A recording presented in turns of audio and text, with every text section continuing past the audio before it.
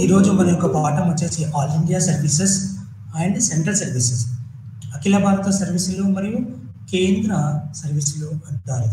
ఇది ఈరోజు మనం చెప్పుకునే పాఠంలో ప్రత్యేకమైన లక్ష్యాలు. ఒకటి, ఇది యూనిట్ ద్వారా మనం తెలుసుకోవాల్సింది అంటే వివిధ కేంద్ర సర్వీసులు నమోదు చేయడం, తర్వాత ఉన్నత పౌర సేవల యొక్క విధానం ఎలాంటిది, మరియు ఆల్ ఇండియా సర్వీసెస్ అంటే ఐఏఎస్, ఐపీఎస్, ఐఎఫ్ఎస్ గురించి మనము తెలుసుకుంటాము. అయితే ఇక్కడ మనకున్న అదే భారతదేశంలో అత్యున్నతమైన ఉద్యోగాలు అంటే ఈ యొక్క ఆల్ ఇండియా సర్వీసెస్ విధానం ఎలాంటిది, ఇది దేశంలోని ప్రభుత్వ సిబ్బంది వ్యవస్థ యొక్క ప్రాథమిక లక్షణాలు. ఒకటి, దాని ఒక పౌర సేవల వర్గీకరణ. సివిల్ సర్వెంట్లో ప్రభుత్వం యొక్క వివిధ స్థాయిలో నియమితులైన వివిధ ప్లేస్మెంట్ మరియు ప్రక్రియను ప్రారంభించడానికి సేవలను వర్గీకరించడం తప్పనిసరి అవుతుంది. ఈ యొక్క పాఠంలో all India services IAS, all India AIS, all India services మరియు సెంట్రల్ సర్వీసెస్ కేంద్ర సర్వీసులు వర్గీకరించబడిన రెండు ముఖ్యమైన సేవల గురించి మనము ప్రధానంగా దృష్టి పెడతాము. ఇవి భారతదేశంలో పౌర సేవలను అందిస్తూ ఉంటుంది. కాబట్టి భారతదేశంలో అఖిల భారత సర్వీసులు, భారతదేశంలో సివిల్ సర్వీస్ అంటే భారతదేశంలో అఖిల భారత సర్వీసులు ఎలా ఉన్నాయి. సివిల్ సర్వీస్ అనే పదాన్ని మొదట ఈస్ట్ ఇండియా కంపెనీ ఉపయోగించింది. భారతదేశంలో సైనికేతర లేదా పౌర ఉద్యోగుల స్థాపనకు ఒక పేరు. ప్రస్తుతం సివిల్ సర్వీసెస్ అనే పదం అన్ని ప్రభుత్వానేత రాష్ట్ర సిబ్బందిని సూచిస్తుంది. ఇది సైనికేతర వర్గానికి చెందినది. ఇది ఈఎన్ గ్లాడెన్ మాటల్లో చెప్పాలంటే సివిల్ సర్వీసెస్ అనే భావన తమ సొంత లాభాలతో సంబంధం లేకుండా మరియు పార్టీ లేదా రాజకీయ నిబంధనలు లేదా వర్గ ప్రయోజనాలకు సంబంధం లేకుండా దేశానికి సేవ చేయడానికి అంకితమైన పరిపాలనలో తటస్థ నిపుణుల వృత్తిపరమైన సంస్థగా పరిగణించబడుతుంది. ఇదేంటంటే తటస్థం, అటు రాజకీయాలు కానీ ఇటు ప్రజలు కానీ ఎవరికి కూడా ఎలాంటి పక్షపాత ధోరణి లేకుండా ఈ యొక్క సివిల్ సర్వీసులు పనిచేస్తాయి. అయితే ఇక్కడ మరి ఈఎన్ గ్లాడెన్ చెప్పినప్పుడు అతను మరింత ముందుకు వెళ్ళి సివిల్ సర్వీసెస్ అనేది ప్రభుత్వ అధికారులు మరియు సిబ్బందిని కలిగి ఉన్న ముఖ్యమైన ప్రభుత్వ సంస్థ పేరు అని గమనించాడు. ఇది ఒక ఆత్మను సూచిస్తుంది, అంటే అవసరమైనది. ఇది ఒక చారిత్రక నేపథ్యం. అంటే ఇది ఎప్పటి నుంచి వచ్చింది, ఎలా వచ్చిందో తెలుసుకుందాం. ఈస్ట్ ఇండియా కంపెనీ కాలంలో ఇండియన్ సివిల్ సర్వీస్ ఏర్పాటు అయినప్పటికీ నుంచి all India cadre of services ఉంది. బ్రిటిష్ ప్రభుత్వంలోని దాదాపు అన్ని విభాగాల్లో ఆల్ ఇండియా కేడర్ అంటే అఖిల భారత కేడర్ ఉండేది. అయితే ఈ సేవలు గవర్నర్ జనరల్ నియంత్రణలు లేవు. వారు నేరుగా రాష్ట్ర కార్యదర్శి కింద ఉన్నారు. జీతం, పెన్షన్, తొలగింపు మొదలైనవి ఏ భారతీయ శాసనసభ ఓటుకు లోబడి ఉండవు. బదులుగా రాష్ట్ర కార్యదర్శి ఈ సేవలపై, కౌన్సిల్లపై తన పూర్తిది అంటే వీరి యొక్క ఈ అఖిల భారత ఉద్యోగుల మీద రాజకీయ నిర్ణయం ప్రభుత్వానికి ఎలా ఉంటుంది, ఆ యొక్క ప్రభుత్వ కార్యదర్శి అవుతున్నారో అతని దీనికి బాధ్యత వహిస్తాడు. ఇవి సేవలు ప్రజలకు సంబంధించిన మరియు జవాబుదారీగా ఉండవు. ఈ సేవలు భారత ప్రభుత్వ చట్టం 1919లో కేంద్రం ప్రవేశపెట్టింది. మాంటెక్ ట్రాన్స్ఫర్ మింటో మార్లే 1909 చట్టము, మరి మాంటెక్ ట్రాన్స్ఫర్డ్ అనేది 1919 చట్టం. దీని నుంచి మనము భారత ప్రజలు ఒకసారి గుర్తిరగాలి. అంటే ఈ చట్టం ఏం చెప్తుందో మనకు తెలుసు. 1909 ప్రవేశపెట్టింది. సంస్కరణ యుగానికి సర్దుబాటు చేయకుండా కష్టంగా ఉండేది. అంటే ఉన్నతమైన ఉద్యోగులు ఎక్కువ మటుకు పాకిస్తాన్ వెళ్ళిపోతున్నారు. మరి ఆ భారతదేశం వాళ్ళ దగ్గర టాలెంట్ లేదు, కానీ ఉన్న టాలెంట్ ఉన్న వాళ్ళే, ఉన్నత ప్రతిభ ఉన్న వాళ్ళే వాటిని నెరవేర్చడానికి ముందు రాలేని పరిస్థితిలో ఉన్నాడు. ఎందుకంటే భారతదేశానికి స్వతంత్రం రాకముందే ఇవి ఎక్కువ కాలం అనగలిగాయి.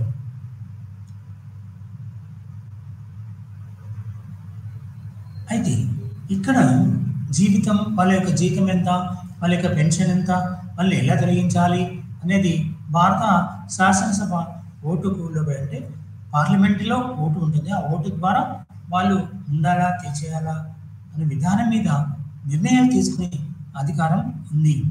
అయితే ఇవి అట్లీస్ట్ సేవలు ప్రజలకు స్పందించిన మరియు జవాబుదారీగా ఉండవు.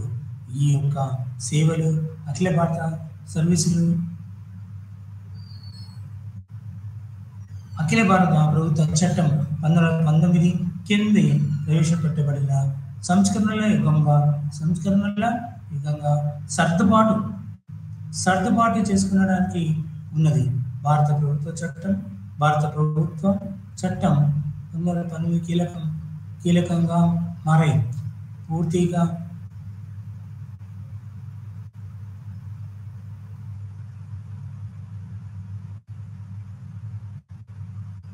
అయితే ఈ యొక్క విధానంలో చారిత్రక నేపథ్యంలో ఈ యొక్క ఓటు బదిలీ ఉంది.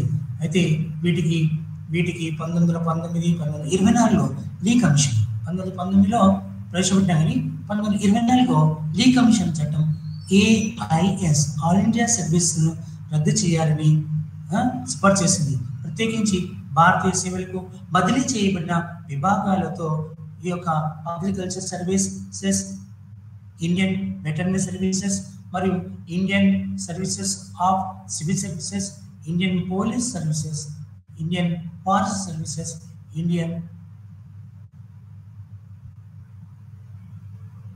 ఇండియన్లో శాఖను అంటే IASతో కొనసాగించాలని సిఫార్సు. ఏ సమయంలో నేను అతను లేదా ఆమె ఉద్యోగం చేస్తున్న డిపార్ట్మెంట్లోను తర్వాత బదిలీ చేయవలసి వస్తే ఇది బ్రిటిష్ అధికారులు తమ అయిన తమాషా పెన్షన్ పదవి మరియు వాళ్ళ తమాషా విరమణ అంటే రిటైర్మెంట్ ఉద్యోగం నుంచి రిటైర్మెంట్ అన్నప్పుడు ఇవి వచ్చాయి. వివరణ పొందవచ్చని కూడా విద్యా కమిషన్ కూడా చెప్పింది.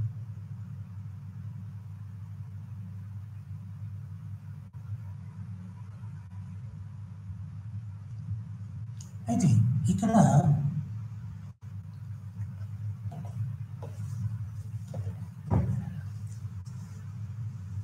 భారత ప్రభుత్వ చట్టంలో ఇది ఏర్పాటు చేయబడింది. అంటే 1919 చట్టం ప్రకారం IAS అఖిల భారత సర్వీసులో కొన్ని చేర్చాలని చెప్పింది.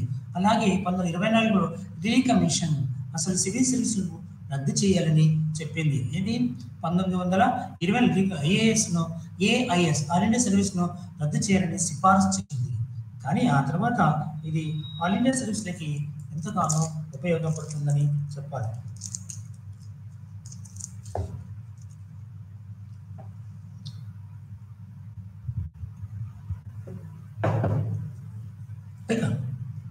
అయితే ఈ యొక్క ఆల్ ఇండియా సర్వీసెస్ చేస్తున్న విధానంలో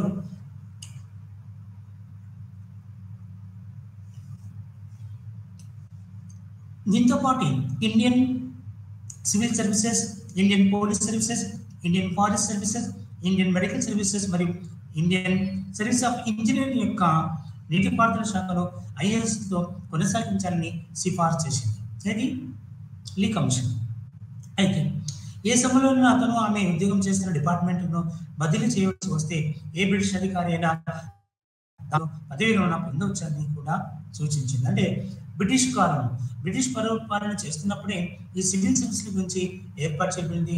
తర్వాత వీటి రోలు కూడా చేయబడుతూ వచ్చినాయి.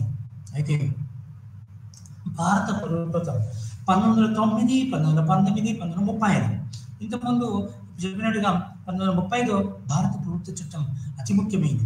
70% భారత రాజ్యాంగ నిర్మాతలు ఈ యొక్క 1935 చట్టం ప్రకారమే తీసుకోబడింది. అయితే భారత ప్రభుత్వ చట్టం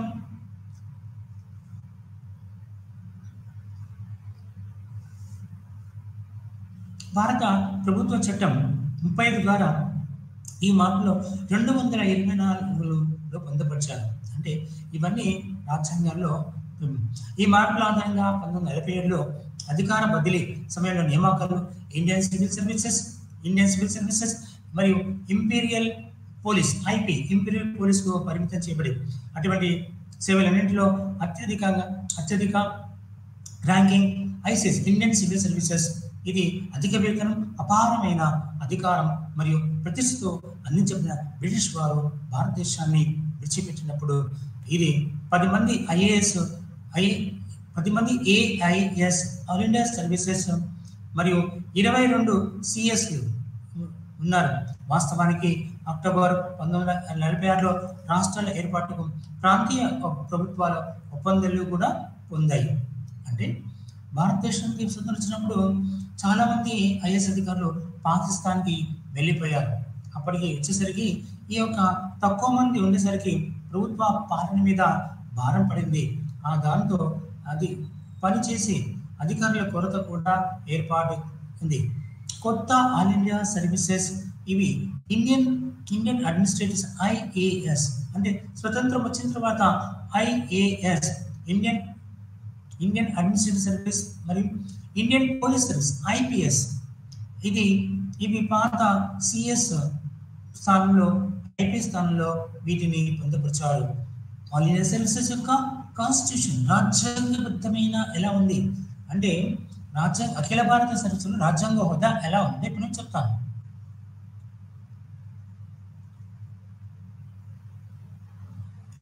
అఖిల భారత సర్వీస్ సేవలను రాజ్యాంగం అందిస్తుంది. ఇది ప్రత్యేకంగా ఐపీఎస్ క్యాడర్లను దత్తత తీసుకుంటుంది. ఇప్పటికే ఆర్టికల్ 312 నుంచి ఆర్టికల్ అంటే అధికరణ 312 క్లాస్ 2 కింద పొందపరిచింది. రాష్ట్ర మండలి ఎగువ సభ, రాజ్యసభను ఎగువ సభ, దిగువ సభను లోక్సభ అంటారు. అయితే 3/2 కంటే తక్కువ కాకుండా మద్దతు ఇచ్చే ప్రభావానికి ఒక తీర్మానాన్ని ఆమోదించినట్లయితే జాతీయ ప్రయోజనం దృష్ట్యా అవసరమైనప్పుడు లేదా ఉపయోగకరమని భావించినప్పుడు అటువంటి ఐఏఎస్ మరిన్ని సృష్టించడానికి ఇది యూనియన్ పబ్లిక్ సర్వీస్ కమిషన్ యొక్క ఆధారంగా చూపాలి.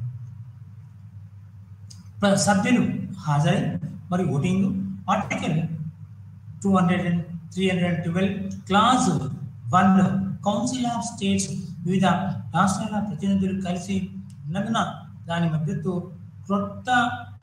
క్రొత్త సేవలను రూపొందించడంలో రాష్ట్రాల సమితిని నిర్ధారిస్తుంది.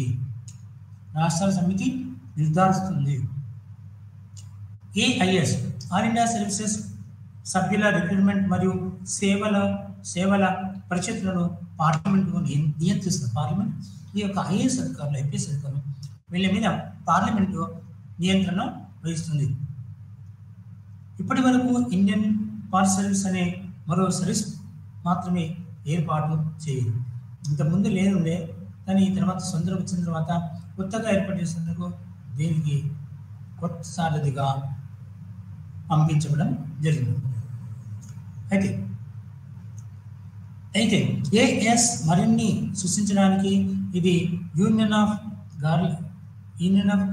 గవర్నమెంట్ మరియు జాతీయ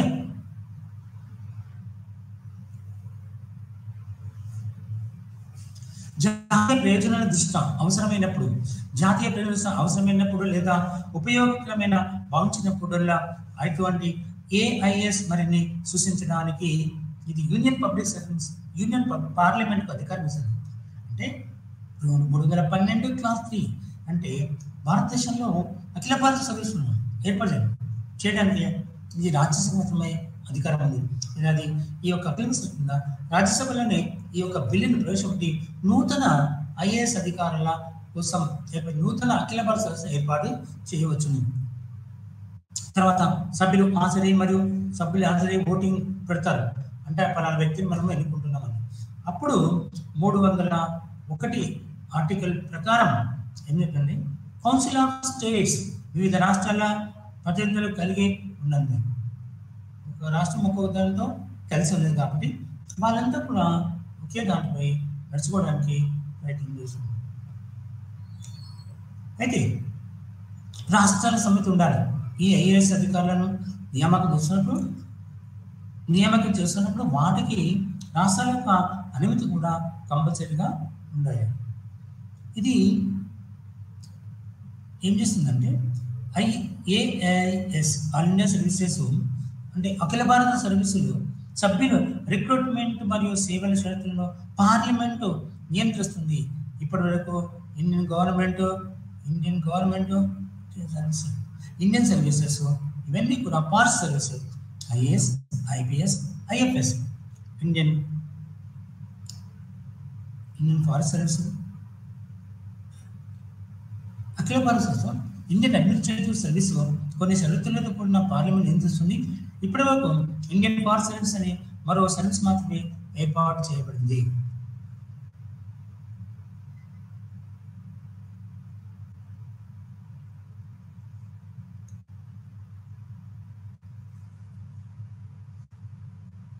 అయితే ఇక్కడ ఫారెస్ట్ సర్వీస్ అనే మరో సర్వీస్ మాత్రమే ఏర్పడింది. IAS, AIS రెండు సర్వీసెస్, తర్వాత పోలీస్ ఉంది. ఆ తర్వాత ఏం చేశారంటే IFS ఇండియన్ ఫారెస్ట్ సర్వీస్ అనే దాన్ని కొత్తగా ఏర్పాటు చేశారు.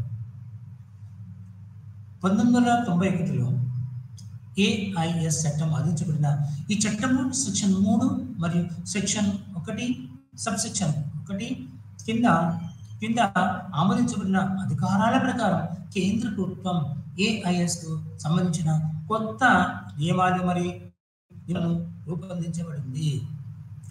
ప్రస్తుతం భారత్లో Indian administrative service, Indian police services, Indian army, Indian forest services మరియు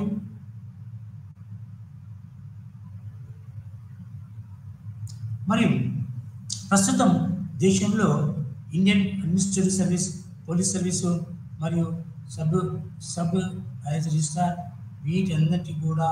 వీటన్నీ కూడా ఒక లెక్క ఉంది, ఒక పద్ధతి ఉంది. ఉదాహరణకి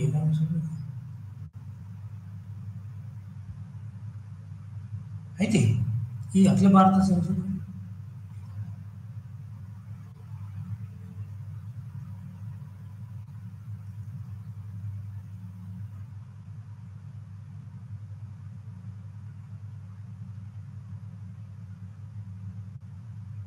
అయితే ఈ అన్ని ఉద్యోగులన్నీ కూడా సేవలను అందిస్తుంది. రాష్ట్ర కేడర్ అంటే కేంద్ర ప్రభుత్వం నియామకం చేసి రాష్ట్రాల యొక్క సేవలు అందించడానికి వీటిని ఏర్పాటు చేశారు, కేటాయించబడతారు. అంటే ఎన్నికైన వాళ్ళని కొందరిని రాష్ట్రాల సర్వీసులను, రాష్ట్ర పరిపాలన కోసం వీళ్ళు సహకారం అందించడానికి కేంద్ర ప్రభుత్వం రాష్ట్రాలకు నియమిస్తుంది. అయితే సంబంధిత రాష్ట్ర ప్రభుత్వంలో పనిచేస్తారు. అయితే వారు 10 ఏళ్ల పాటు డిప్యూటేషన్పై భారత ప్రభుత్వం కొన్ని కారణాల వల్ల తీసుకుంది.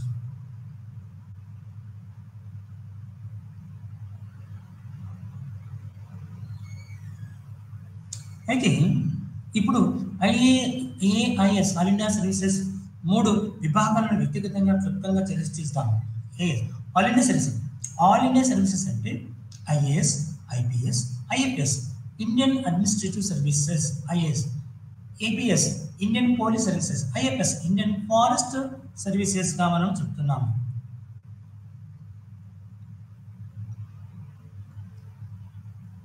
ఇక ఇండియన్ అడ్మినిస్ట్రేటివ్ సర్వీసెస్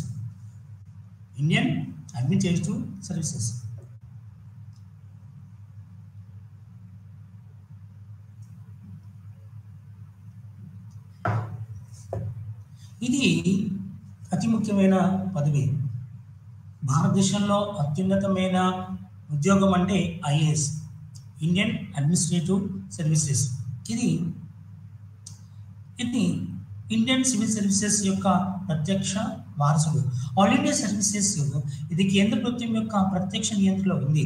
ఇది కేంద్ర ప్రభుత్వం యొక్క రాష్ట్ర కేంద్రం నిర్వహించబడుతుంది. వీటిలో ప్రతి ఒక్కటి సంబంధిత రాష్ట్ర ప్రభుత్వ తక్షణ నియంత్రణ ఉంటుంది. ఈ నియామకంపై అధికారులు వివిధ రాష్ట్ర ప్రభుత్వ తక్షణ నియంత్రణలో ఉంటుంది. ఈ నియామకంపై అధికారులు వివిధ రాష్ట్ర కేడర్లకు పోస్టు చేయబడతారు. ప్రతి రాష్ట్ర కేడర్ యొక్క బలం, ప్రతి రాష్ట్రం యొక్క కేడర్ యొక్క బలం అధికారులు రిజర్వ్ను ఏర్పాటు చేయడానికి చాలా సంసిద్ధంగా ఉంటారు. వారు తిరిగి వచ్చే ముందు 3 లేదా 4 నెలల 3 లేదా 4 నెలలు లేదా 5 సంవత్సరాలు 1 లేదా 1 అంతకంటే ఎక్కువ పదవీ కాలం కోసం కేంద్ర ప్రభుత్వం కింద సేవలను అందించడానికి నియమించబడ్డారు. రాష్ట్ర కేడర్లు ఇది సేవలను కేంద్ర ప్రభుత్వం తన వద్ద కలిగి ఉంటుందని నిర్ధారించబడింది. అయితే దీనికి ఉన్నత అధికారులు సేవలను కేంద్ర ప్రభుత్వం తన వద్ద తిరిగి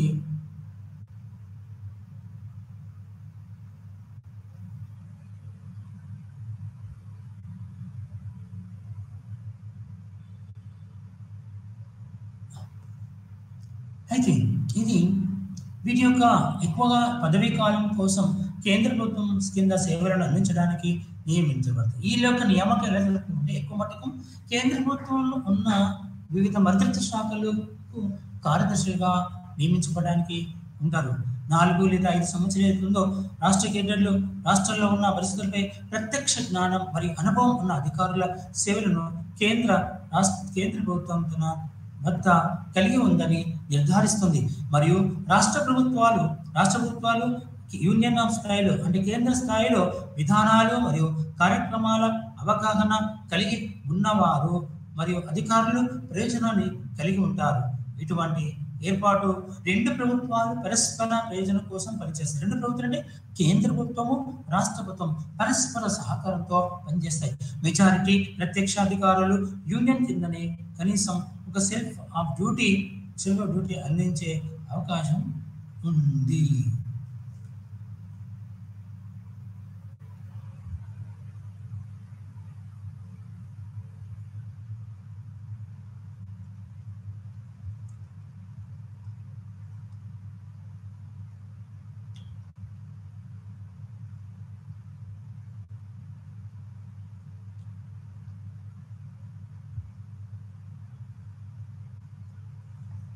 అయితే ఇక్కడ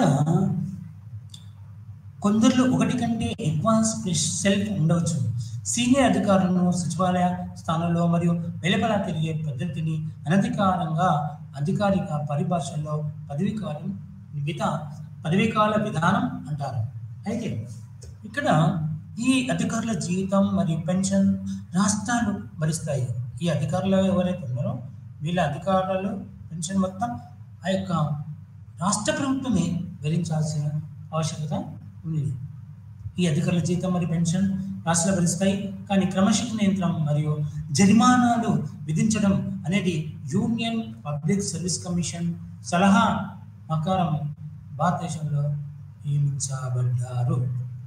అయితే ఈ సేవ యొక్క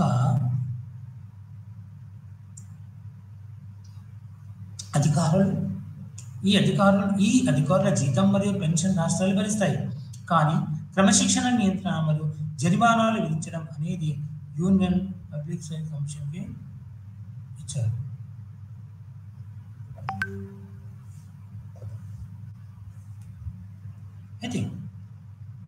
అయితే ఈ సేవ యొక్క మరో విశిష్ట లక్షణం ఏమిటంటే ఇది విస్తృత శ్రేణి విధులు మరియు బాధ్యతలను కలిగి ఉన్న పదవులు కలిగే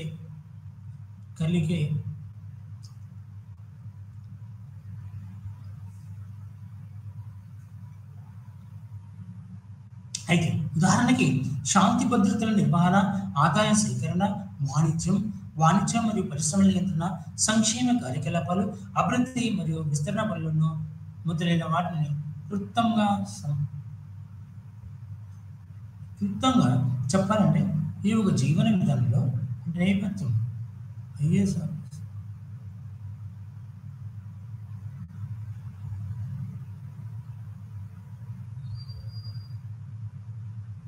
అయితే ఇక్కడ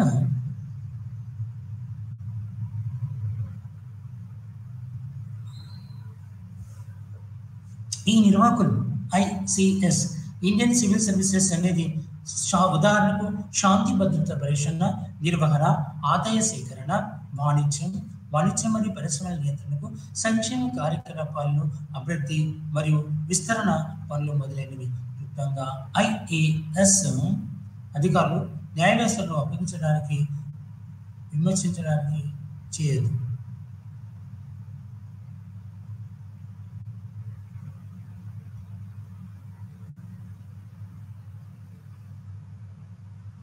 అయితే భారతదేశంలో ఐఏఎస్ అనేది న్యాయ వ్యవస్థకు అధికారులకు అందించడం మినహా గతంలో ఐసిఎస్ ఈ ద్వారా సేవలించిన అన్ని రంగాల్లో సేవ చేయడానికి ఉద్దేశించబడింది. ఈ విధంగా ఈ సేవ సాధారణ సేవ మరియు దీని అధికారుల ప్రభుత్వంలోని దాదాపు ఏ శాఖలను పోస్టింగ్ కనబడదు.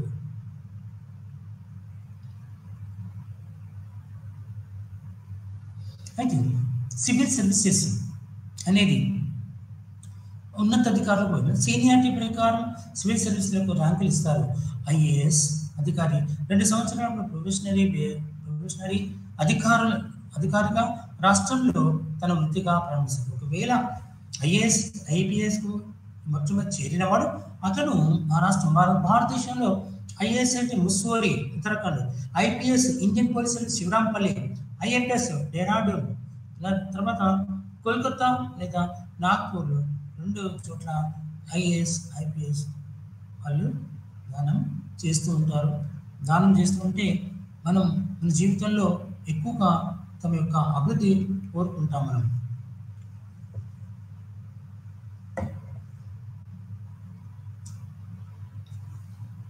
అయితే ఈ యొక్క ఐఏఎస్ అధికారులకు శిక్షణ పాఠశాలలు, ప్రత్యేకమైన కార్యాలు, సెక్రటరియట్ మరియు జిల్లా మెజిస్ట్రేషన్లో వీళ్ళు చాలా మటుకు తమ జీవితకాలం మొత్తాన్ని గడుపుతారు. రిటైర్ అయ్యే వరకు ఎక్కడెక్కడెక్కడ పనిచేస్తున్న వాళ్ళు వివిధ కేటర్లో వివిధ రాష్ట్రాల్లో వాళ్ళు కూర్చొని వాళ్ళు స్థానాలు చేస్తారు. ఎస్, అతను సబ్ డివిజన్ మెజిస్ట్రేట్గా నియమించబడతాడు మరియు ఆర్ అండ్ బి లేదా సబ్ డివిజనల్ అపాయింట్మెంట్ కోసం జాగ్రత్తగా చూసుకోవాల్సి ఉంటుంది. దీనిలో అతను లేదా ఆమె అభిప్రాయంలోని అభివృద్ధి పన్నులు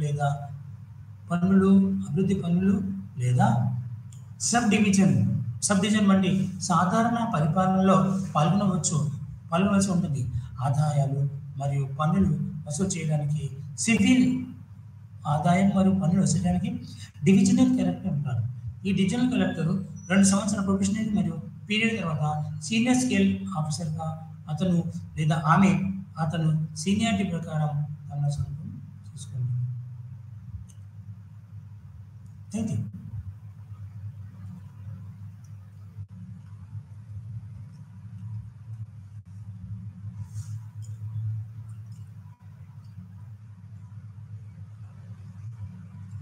అయితే ఇతను 2 సంవత్సరాల ప్రొబేషనరీ తర్వాత జూనియర్ స్కేల్ ఆఫీసర్గా 2-3 సంవత్సరాల తర్వాత జూనియర్ స్కేల్ ఆఫీసర్గా అతను సీనియర్ స్కేల్కు వెళ్తాడు. జూనియర్ స్కేల్ నుంచి సీనియర్ ప్రమోషన్ వస్తుంది. అతను సీనియర్ క్లైమ్ స్కేల్ జాయిన్ అయ్యి తన యొక్క సెక్రటరీగా తన యొక్క బాధ్యతలను నిర్వర్తిస్తారు. 13 సంవత్సరాల రెగ్యులర్ సర్వీస్లో అతను లేదా ఆమె స్పెషల్ పోస్ట్కి అత్యున్నతమైన పోస్ట్ ఇవ్వడానికి ఆస్కారం కలదు.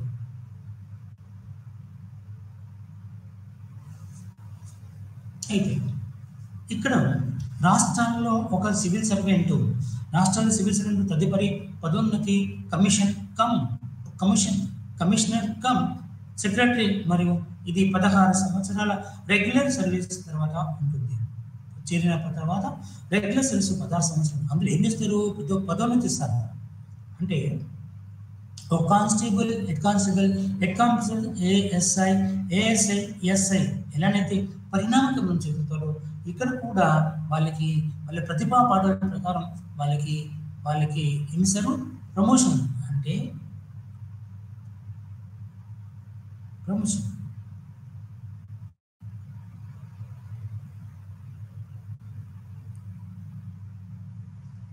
అయితే ఇక్కడ రాష్ట్రాల్లో సివిల్ సర్వెంట్కు తదుపరి పదోన్నతి కమిషనర్ కమ్ సెక్రటరీ 16 సంవత్సరాలు రెగ్యులర్గా ఉంటుంది. సంవత్సరాల సర్వీస్ తర్వాత ఐఏఎస్ అధికారికి ప్రమోషన్ ఇవ్వవచ్చు. రాష్ట్రాల్లో సివిల్ సర్వీసెస్ సెక్రటరీలు, ఫైనాన్షియల్ కమిషనర్లు, ప్రతి రాష్ట్రంలో కార్యదర్శులు, ప్రధాన కార్యదర్శులు మరియు ప్రధాన కార్యదర్శి ఉంటారు. ప్రతి రాష్ట్రంలో కార్యదర్శులు, ప్రధాన కార్యదర్శులు మరియు ప్రధాన కార్యదర్శి ఉంటారు. సెక్రటరీ అతని చీఫ్ సెక్రటరీ ఉన్నత ప్రధాన కార్యదర్శిగా పనిచేస్తాడు. అయితే ప్రధాన కార్యదర్శులు సహాయం చేయవచ్చు. ఢిల్లీ వంటి కొన్ని రాష్ట్రాల్లో ఫైనాన్షియల్ కమిషనర్, ఢిల్లీ అని చేస్తారు, ఫైనాన్షియల్ కమిషనర్ మరియు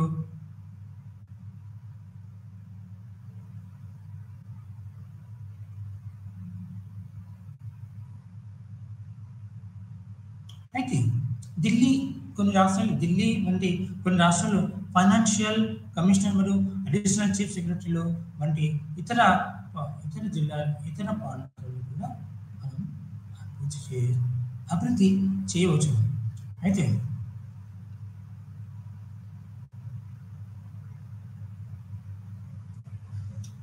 ఇక డివిజనల్ స్థాయిలో డివిజనల్ కమిషనర్ అతను లేదా ఆమె విభాగానికి బాధ్యత వహిస్తారు. డివిజనల్లో శాంతి భద్రతలు, సాధారణ పరిపాలన మరియు అభివృద్ధిని చూసుకోవడానికి ఏర్పాటు చేయబడతారు. అలాగే ప్రతి డివిజన్ కింద జిల్లా కలెక్టర్ ప్రతి జిల్లాకు పరిపాలన అధిపతిగా మరియు అతన్ని ఏర్పాటు చేయడం జరిగింది.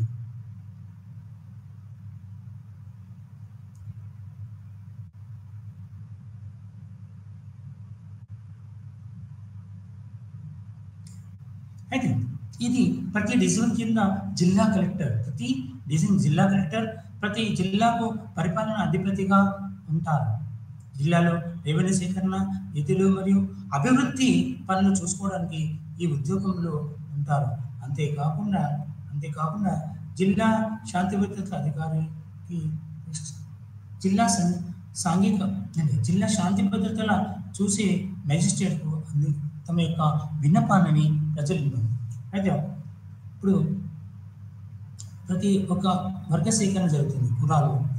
కులాలుగా జాతుల మధ్య ఉద్యోగం తీసుకుంటే సీనియారిటీ, నేను సీనియారిటీ అంటాడు, కానీ అక్కడ ముసలైన తన యొక్క అధికారులు ఉపయోగించి నేను అంటాడు, కాదు మీకు డబ్బులు రావు, అది మీకున్న ఒక విధానాన్ని ఏర్పాటు చేశాం, ఆ విధానం ప్రకారంగా నడుచుకోవాలంటూ ఈ యొక్క చైర్మన్ మరియు సభ్యులు కూడా రిజిస్ట్రార్ కూడా చెప్పడం జరిగింది. ఇప్పుడు ప్రతి డివిజన్ కింద జిల్లా కలెక్టర్ ఎట్లయితే ఉంటాడో అలాగే ఆ యొక్క కలెక్టర్ యొక్క జీవన విధానంలో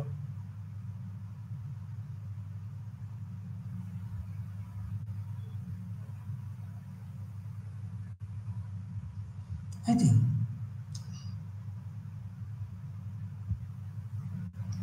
ఈ అఖిల భారత సర్వీసుతో పాటు వివిధ విధానాల్లో మనకి ఏమైతే చేస్తున్నామో దానికి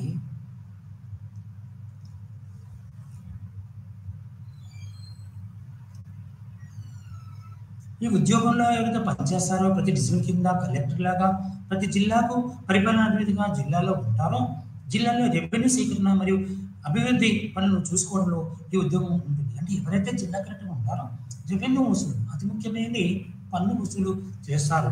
అలాగే జిల్లా శాంతి భద్రతగా మెజిస్ట్రేట్గా తప్పకుండా జిల్లా మెజిస్ట్రేట్ అనేవాడు శాంతి భద్రత పరిరక్షణ కూడా చేస్తాడు. అంటే ఏ జిల్లాలో ఏదైనా అలజడి జరిగినా, ఏ ప్రాంతాల్లో జరిగినా కర్ఫ్యూను విధించే హక్కు ఒక జిల్లా కలెక్టర్ మాత్రమే ఉంటుంది. అతను జిల్లాలో శాంతి భద్రతల పరీక్షను కూడా పని చేస్తాడు. ఇక ఐఏఎస్ అధికారుల యొక్క ట్రైనింగ్ కానీ ఇవన్నీ కూడా ఉత్తరాఖండ్ ముస్సోరిలో జరుగుతుంది. ప్రతి సంవత్సరం నోటిఫికేషన్ వస్తుంది. ఇప్పుడు నోటిఫికేషన్ ఈ యొక్క రాబోయే కాలంలో నవంబర్ డిసెంబర్లో మెయిన్స్ జరుగుతాయి. మళ్ళీ వేసవి కాలంలో ఒక ఫిబ్రవరి మార్చ్ ఏప్రిల్ లోపల మీకు రిజల్ట్ ఇచ్చేసి పోలీస్ వాళ్ళగా ఇచ్చేస్తారు. పోలీస్ వాళ్ళకు అనేసి అయితే ఇక్కడ ఐపీఎస్ అనేది హైదరాబాద్లో సర్దార్ వల్లభాయ్ పటేల్ పోలీస్ అకాడమీ ఉంది. ఇక్కడ ఈ ఐపీఎస్ అధికారులకు ట్రైనింగ్ ఇస్తారు. ఈ ఐపీఎస్ ఇండియన్ పోలీస్ ఇండియా సర్వీస్లో ఒకటి అయినందువల్ల ఇది ప్రజల యొక్క భద్రత, శాంతి భద్రత, అంతర్గత భద్రత మరియు శాంతి భద్రతకు జవాబుదారిగా ఉంటుంది. ఇది 1948లో స్వతంత్రం తర్వాత ఐపీఎస్ భర్తీ చేయడానికి ఇంపీరియల్ పోలీస్ ఇది ముందుగా పిలువబడింది. దీనికంటే ఐపీఎస్ ముందు ఇంపీరియల్ సర్వీస్ అనేది ఉండేది, అది పోలీస్ వాళ్ళకు ఉండేది. దాని స్థానంలోని ఐపీఎస్ ఇండియన్ పోలీస్ సర్వీస్ వచ్చింది. అయితే దాని సిబ్బంది సంబంధించిన సాధారణ విధానాలు డిపార్ట్మెంట్ ఆఫ్ పర్సనల్ మరియు అడ్మినిస్ట్రేటివ్ రిఫార్మ్స్ నిర్ణయించబడుతుంది. దీని యొక్క రూపురేఖలు, దాని యొక్క అధికార విధులన్నీ కూడా ఏంటంటే ఎవరు హోం మంత్రిత్వ శాఖలో ఏర్పడింది. ఐపీఎస్ అనే హోం వ్యవహారాల మంత్రిత్వ శాఖ నియమిస్తుంది. ఇది ఎట్లా అంటే డిపార్ట్మెంట్ ఆఫ్ పర్సనల్ మరియు అడ్మినిస్ట్రేటివ్ రిఫార్మ్స్ గా చెప్తుంది. ఐపీఎస్ అనేది ఒక సేవ సీనియర్ పోలీస్ అధికారులందరూ వారు ఏ ఏ ఏ ఏజెన్సీలో పనిచేసినప్పటికీ దానికి చెందిన వారుగానే ఉంటారు.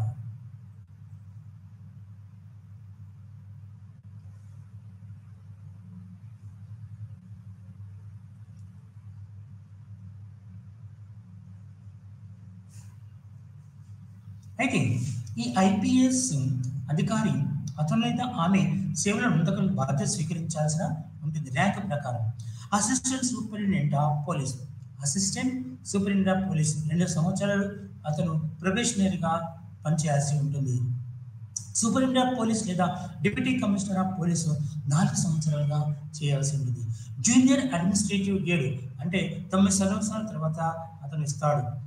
ఆ తర్వాత ఎంపిక 13 సంవత్సరాల సేవ తర్వాత డిప్యూటీ ఇన్స్పెక్టర్ ఆఫ్ జనరల్ లేదా అడిషనల్ జనరల్ ఆఫ్ పోలీస్ 14 సంవత్సరాల సర్వీస్ చేయాల్సి ఉంటుంది. అంటే ఏంటిది, అతను ఐపీఎస్ అయినంటే ఒక సర్పంచ్ కాదు, ఇక్కడ వివిధ విభాగాల్లో అతను ట్రైనింగ్ తీసుకోవాల్సిన ఆవశ్యకత ఉంటుంది. అయితే ఎంపిక గ్రేడ్ 13 సంవత్సరాల వరకు సేవ చేయాల్సి ఉంటుంది. జూనియర్ అడ్మినిస్ట్రేటివ్ గ్రేడ్ 9 సంవత్సరాల గ్రేడ్ ఉంటుంది.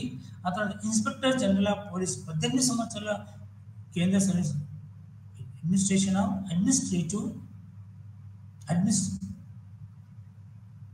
Deputy inspector general of police లేదా అడిషనల్ కమిషనర్ ఆఫ్ పోలీస్ 14 సంవత్సరాలు అతను అట్లాగే పని చేస్తుంది. ఇక deputy inspector general of police additional commissioner of police 14 సంవత్సరాలు చేయాల్సి ఉంటుంది. ఇన్స్పెక్టర్ జనరల్ ఆఫ్ పోలీస్ 18 సంవత్సరాలు, అదనపు డైరెక్టర్ జనరల్ ఆఫ్ పోలీస్ 25 సంవత్సరాల తర్వాత, డైరెక్టర్ జనరల్ ఆఫ్ పోలీసు 30 సంవత్సరాల తర్వాత అతను లేదా ఆమె ఈ యొక్క విభాగాల్లో ఖచ్చితంగా పని చేయాల్సిన ఆవశ్యకత ఏర్పడుతుంది. అయితే ఇక్కడ డైరెక్టర్ జనరల్ ఆఫ్ పోలీస్ 30 సంవత్సరాలు సేవ చేస్తాం. డైరెక్టర్ జనరల్గా 30 సంవత్సరాల వరకు సేవ చేశాం. Director general of police of ఒక రాష్ట్రం లేదా మెట్రోపాలిటన్ సిటీ యొక్క మొత్తం దళానికి అధిపతి. మొత్తం రాష్ట్రంలో శాంతి భద్రతల వ్యవస్థ నిర్వహించడం వారికి అప్పగించబడుతుంది. అతను లేదా ఆమె కింద అడిషనల్ డీజీపీ వస్తారు. ఇన్స్పెక్టర్ జనరల్ లేదా joint commissioner of police, criminal investigation department, special branch మొదలైన ప్రత్యేక పోలీస్ విభాగాలను అధిపతిగా నియామకం చేయబడుతున్నది. అంతేకాకుండా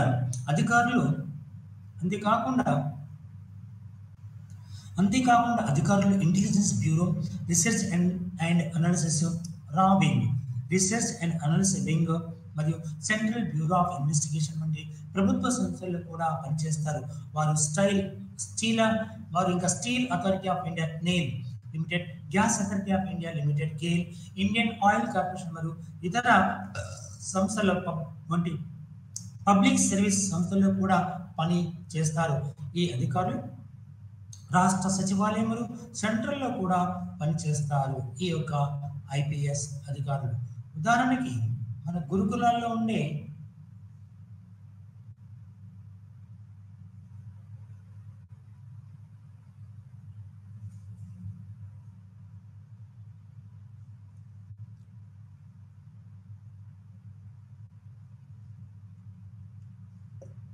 security force director, central reserve portable general మరియు సెంట్రల్ రిజర్వ్ పోలీస్ డైరెక్టర్ జనరల్గా మరియు ఇతర విధాలుగా పనిచేస్తారు. దేశ రక్షణ వారు కన్సల్టేట్లు, విదేశీ కమిషన్లు, ఐక్యరాజ్య సమితి, అంతర్జాతీయ క్రికెట్ కౌన్సిల్, ఇంటర్పోల్ మరియు ప్రపంచవ్యాప్తంగా ఉన్న రాయబార కార్యాలయాలు వంటి వివిధ అంతర్జాతీయ సంస్థల్లో వీళ్ళు పనిచేస్తారు. తర్వాత console general, deputy high commissioner వంటి వివిధ హోదాల కింద కూడా పనిచేస్తారు. తర్వాత వచ్చేసి ఐఏఎస్ అయిపోయింది, ఐపీఎస్ అయిపోయింది. ఇప్పుడు ఐఎఫ్ఎస్, ఇండియన్ ఫారెస్ట్ సర్వీస్. స్వతంత్రానంతరం అటవీ వనరుల సంరక్షణ, పరిరక్షణ మరియు పునరుద్ధరణ కోసం 1966లో ఆల్ ఇండియా సర్వీసెస్ యాక్ట్ 1951 ప్రకారం ఇండియన్ ఫారెస్ట్ సర్వీస్ను ఏర్పాటు చేశారు. ఇది దీని యొక్క రిక్రూట్మెంట్ అంటే ఐఏఎస్, ఐపీఎస్, ఐఎఫ్ఎస్ కూడా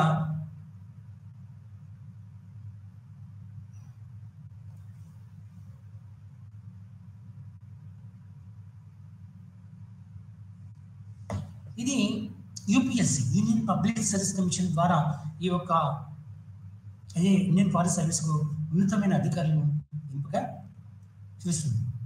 యూపీఎస్సి నిర్వహించి వ్రాత పరీక్ష ఇంటర్వ్యూ ద్వారా దాని యొక్క నియామకం జరుగుతుంది. ఐఎఫ్ఎస్ ఇండియన్ ఫారెస్ట్ సర్వీస్ యొక్క అధికారులను యూనియన్ పబ్లిక్ సర్వీస్ కమిషన్ నియమిస్తుంది. ఏఐఎస్ ఉన్నప్పటికీ స్వభావం సాధారణ పౌర సేవ కాదు. ఇది ఒక ప్రత్యేకమైన సేవ. డిఓపి అండ్ ఏఆర్ నిర్మించబడుతుంది. ఇది సిబ్బంది విషయాలను సంబంధించిన నియమాలను రూపొందించడానికి బాధ్యత వహిస్తుంది. ఎంపిక తర్వాత నియమితులైన ఏఐఎస్ మరియు సిఎస్ యొక్క ఇతర విజయవంతమైన అభ్యర్థులతో పాటు 3 నెలల పాటు ఫౌండేషన్ కోర్సును అభ్యసిస్తారు. ఫౌండేషన్ కోర్సు తర్వాత ప్రొబేషనర్లుగా తమ సొంత అకాడమీకి వెళ్తారు. అంటే డెహ్రాడూన్లోని ఇండియన్ ఫారెస్ట్ ఇన్స్టిట్యూట్ ఆఫ్ 2 సంవత్సరాలు. ఇది డెహ్రాడూన్లో ఉంది. ఇండియన్ ఫారెస్ట్ సర్వీస్ అనే ట్రైనింగ్ సెంటర్.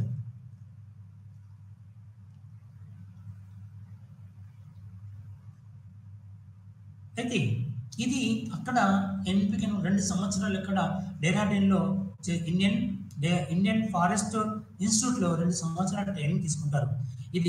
దీని ముగింపులో వారు అధికారిక పోస్టింగ్ ముందు పరీక్షలో ఉత్తీర్ణులు కావాలి. అంటే ఎంపికైన తర్వాత మళ్ళీ పరీక్ష పెడతారు. 2 సంవత్సరాల ట్రైనింగ్ తర్వాత ఆ పరీక్షలో విజయం సాధించిన వాళ్ళకి వాటికి మళ్ళీ చేస్తారు.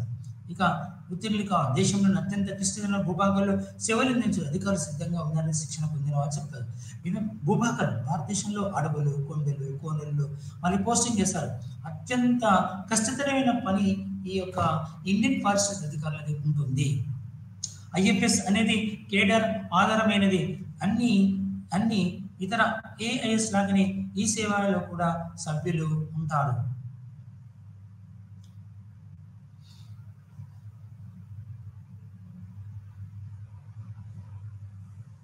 తర్వాత వీళ్ళు డిప్యుటేషన్ కాలం ముగిసిన తర్వాత తిరిగి ఒకవేళ వాళ్ళు చేస్తున్న ఐఎఫ్ఎస్ ఉద్యోగంలో డిప్యుటేషన్ పై వేరే విధానాన్ని వేరే విభాగాలకు వెళ్ళినా కానీ తిరిగి వెళ్ళే వాళ్ళు రిటైర్ అయ్యే ముందు తమ సొంత ఉద్యోగానికి రావాల్సిన ఆవశ్యకత.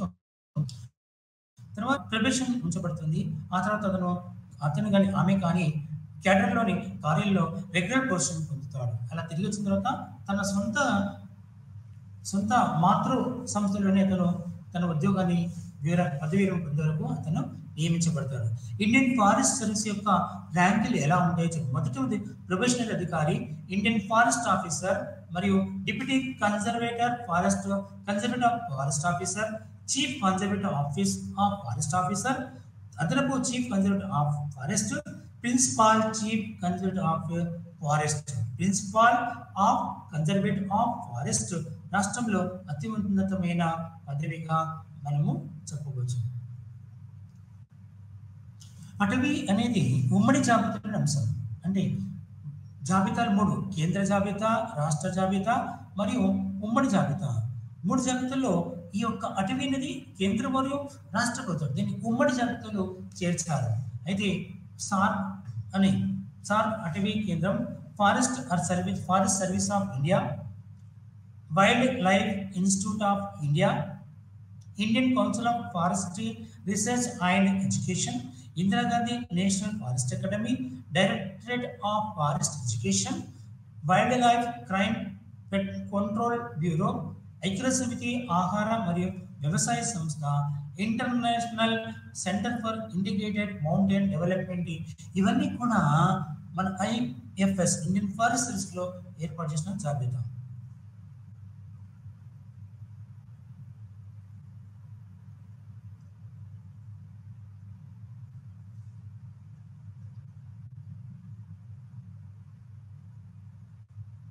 సెంట్రల్ సర్వీసెస్ అంటే కేంద్ర సర్వీసులు, కేంద్ర సివిల్ సర్వీస్ రివర్స్.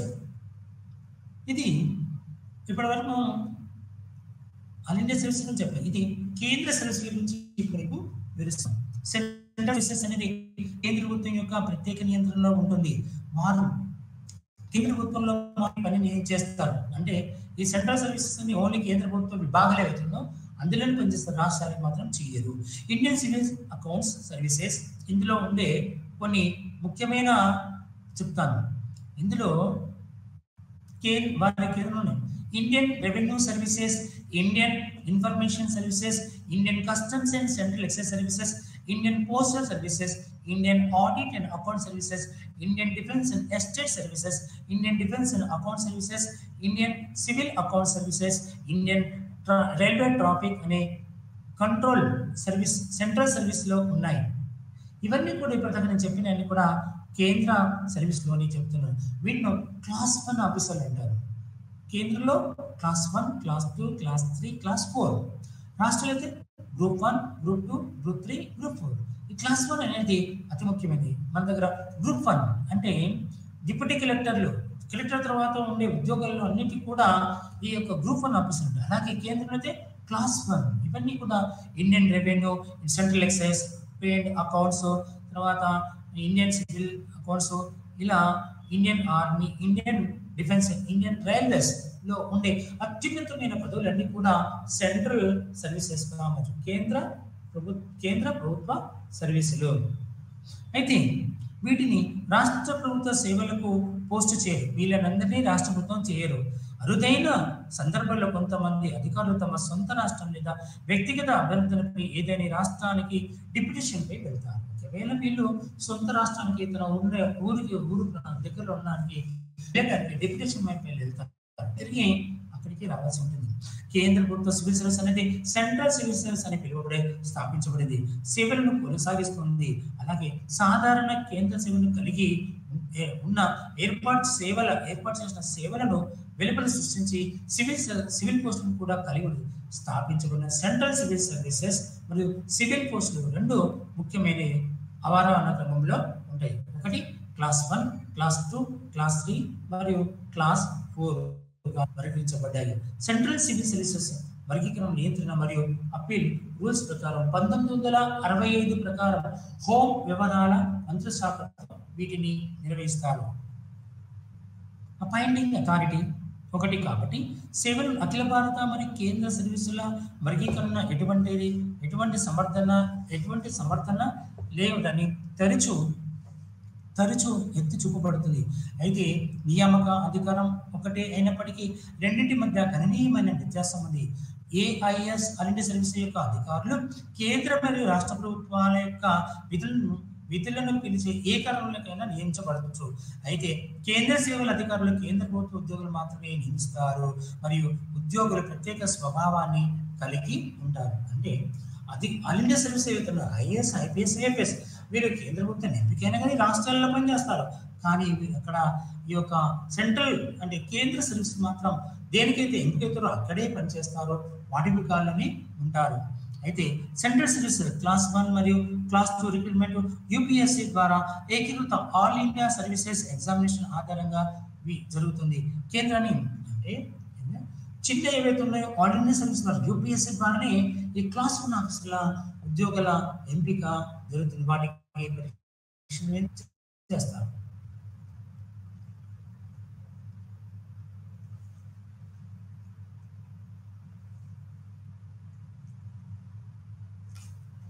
ఇప్పుడు ఈ యొక్క IAS services class 1 Lal Bahadur Shastri national academy institute ముస్సూరిలో ఉంది.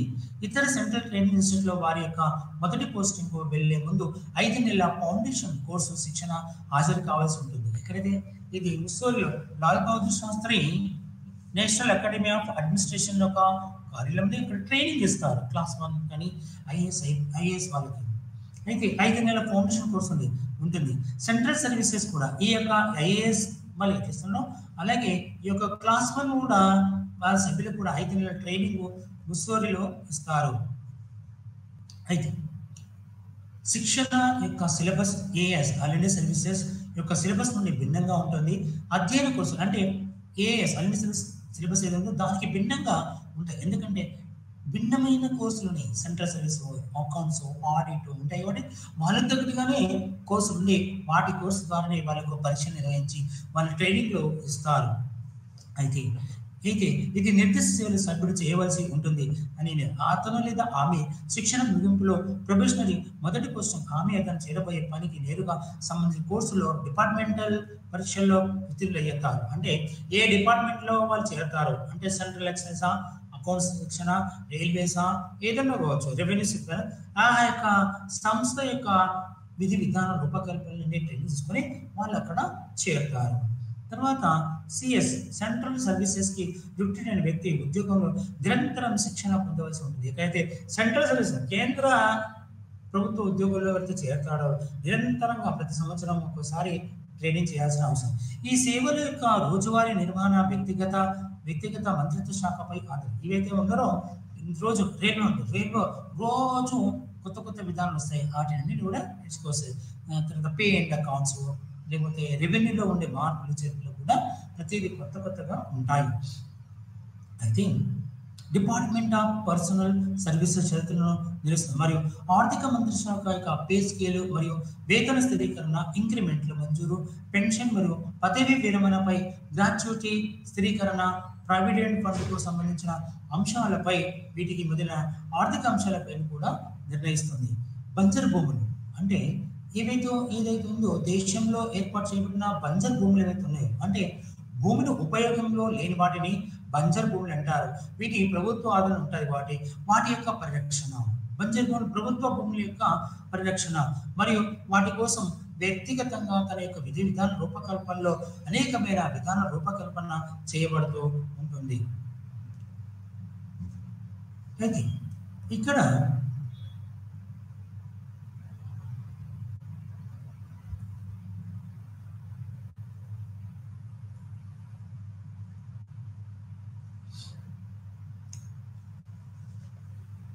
అయితే ఇక్కడ కొన్ని మీకు విషయాలు ఏం తెలుస్తారంటే ఈ యొక్క అఖిల భారత సర్వీసులు ఏదైతే ఉందో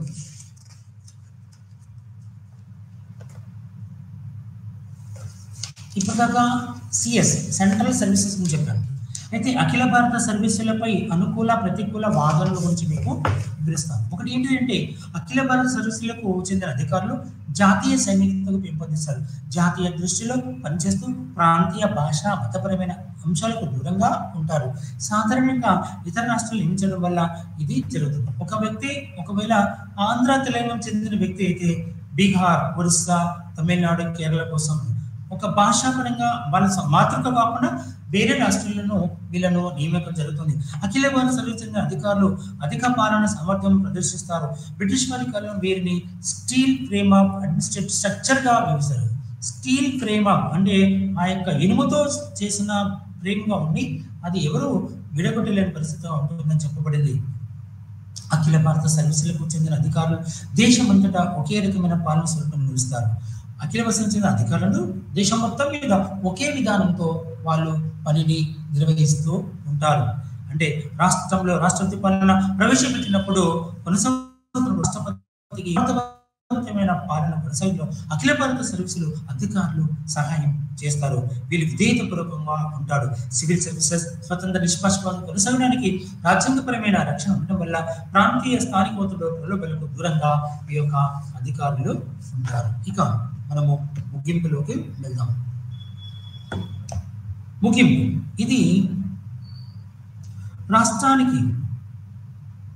కేంద్ర ప్రభుత్వంలో పాటు రాష్ట్ర ప్రభుత్వాలకు మెరిట్ మరియు టాలెంట్ ఓరియంట్ అడ్మినిస్ట్రేషన్ సిబ్బందిని అందించడం జరుగుతుంది. ఇది ఉన్నత వ్యక్తులు, వాళ్ళు పరిజ్ఞానం కలిగిన వాళ్ళు, వాళ్ళ యొక్క ప్రతిభా పాఠవాలతోని ఉన్న వ్యక్తులని ఈ యొక్క ఐఏఎస్ ఐపీఎస్ అధికారులతో ఏర్పాటు చేయబడింది. కేంద్ర మరియు రాష్ట్రాల మధ్య అనుసంధానాన్ని సులభతం చేయడం. ఈ యొక్క కేంద్ర అఖిల భారత సర్వీసులు ఏవైతున్నాయో కేంద్ర రాష్ట్రాల మధ్య సత్సంబంధాలను ఏర్పాటు చేయబడుతుంది. పరిపాలన ప్రయాణాల్లో ఏకరూపత తీసుకురావాలని ప్రయత్నం చేస్తాయి. కేవలం మతపరమైన పార్టీ పక్షాలు దూరంగా ఉండడానికి నిర్ధారించుకోవాలి. సేవలు మరియు మతపరమైన వాటి గురించి దూరంగా ఉంటారు. IAS AS AIS all India services జాతీయ సమైక్యతకు రక్షణ భరించబడి ఏఎస్ ఆల్ ఇండియా సర్వీసెస్ సభ్యులు అఖిల భారత దృక్పథాన్ని కలిగి ఉంటారు అని భావించవచ్చు. జాతీయ సమైక్యతను తీసుకురావడానికి మరియు దానిని కూడా నిలబెట్టడానికి ఈ యొక్క అఖిల భారత సర్వీసుల యొక్క ముఖ్య పాత్ర పోషిస్తుంది. అఖిల భారత సర్వీసుల సభ్యులు ఆల్ ఇండియా ప్రతినిధులను రిక్రూట్ చేయబడతారు. మొత్తం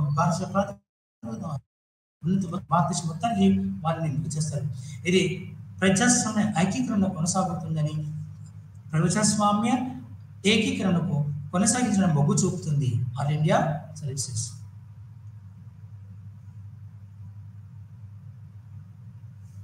ఇది ఆల్ ఇండియా సర్వీసెస్ అంటే అఖిల భారత సర్వీసులు జాతీయ సమితి లక్షణంగా భరించబడుతుంది. అతను స్థిరంగా అఖిల భారత సర్వీసులు లక్షణం ఆకట్టుగా కనిపిస్తుంది. అయితే కొన్ని అధ్యయనాలు నేడు యువత అఖిల భారత సర్వీసులో చేరడానికి అంతగా మొక్కు చూపడం లేదని సూచింది.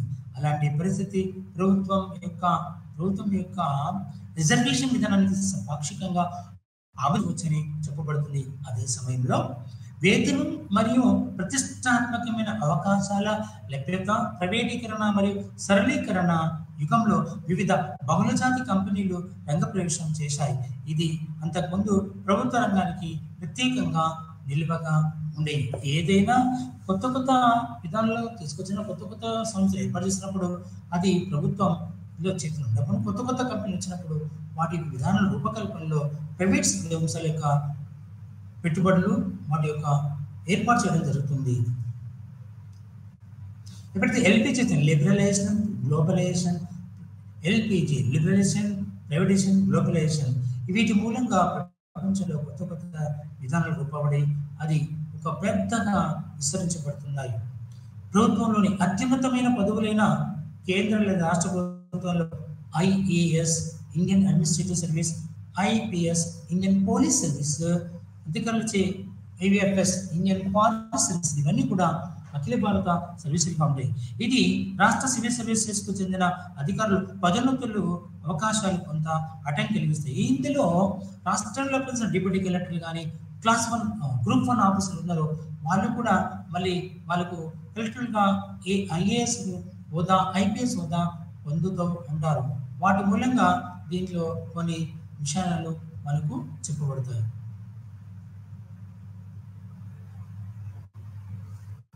ఇక సంగ్రహంగా చెప్పాలంటే కేంద్ర మరియు రాష్ట్రాల మధ్య కమ్యూనికేషన్ యొక్క ఛానల్ను ఏఐఎస్ ఆల్ ఇండియా సర్వీసెస్ అందిస్తుందని మరియు ఒత్తిడి సమయంలో ఈ సంస్థ సమాఖ్య స్ఫూర్తిని కొనసాగించడానికి సహాయపడే ఏకైక మాధ్యమం అని చెప్పబడుతుంది. సమాఖ్య అంటే కేంద్ర ప్రభుత్వము, రాష్ట్ర ప్రభుత్వాలు, కేంద్ర ప్రభుత్వం, రాష్ట్ర ప్రభుత్వం, దీన్ని సమాఖ్య అంటే federal system, union government and state governments వీటి మధ్యలో సహకారాన్ని మరియు అభివృద్ధి ఏదైనా డిస్ప్యూట్స్ వాటి మధ్య ఏదైనా వైర్యం ఉంటేనే వాటిని దూరం చేయడానికి ఈ యొక్క అఖిల భారత సర్వీసులు ఎంతగానో ఉపయోగపడతాయని చెప్పవచ్చును. ఈ సంస్థ సమైక్య స్ఫూర్తిని కొనసాగించడానికి సహాయపడే ఏకైక మాధ్యమం అని చెప్పడం సరే. చెక్కు చెదరకుండా రాజ్యాంగం ఉంటుందని మీకు నేను ఇక్కడ ఇంతటితో నా యొక్క ఉపన్యాసం నమస్కారం.